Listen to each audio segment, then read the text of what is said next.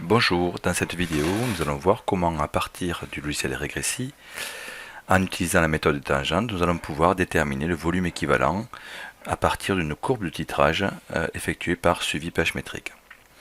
Dans un premier temps, vous avez peut-être rentré les valeurs au cours du TP et donc vous avez un tableau qui comprend deux colonnes. Ne tenez pas compte de cette colonne pour le moment. Une colonne correspondant à VB et une colonne correspondant à pH. Si ce n'est pas le cas, vous pouvez tout à fait aller ouvrir ici un fichier avec l'extension RW3 qui vous aura été fourni par un camarade ou par votre professeur.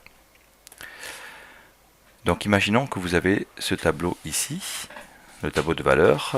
Vous allez dans Graphes pour afficher le graphe. Alors nous, ce que nous souhaitons, c'est pH en ordonnée et VB en abscisse. Si ce n'était pas le cas, vous allez dans Coordonnées et vous réglez ici l'abscisse et l'ordonnée que vous souhaitez.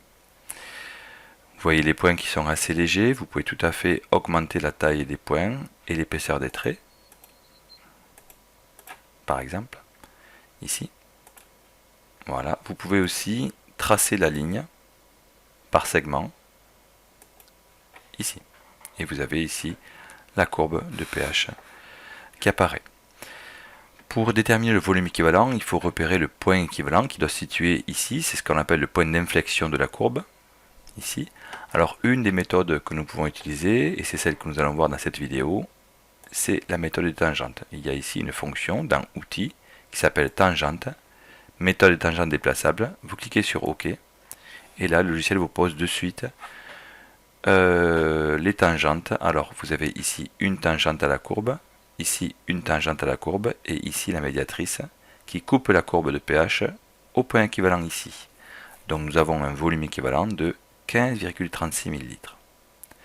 Vous pouvez bouger les tangentes, ici par exemple les mettre en ce point là, hop, puisque c'est déplaçable, hop, et ici du coup, puisqu'il faut que ce soit tangent à la courbe, il faut que vous déplaciez aussi.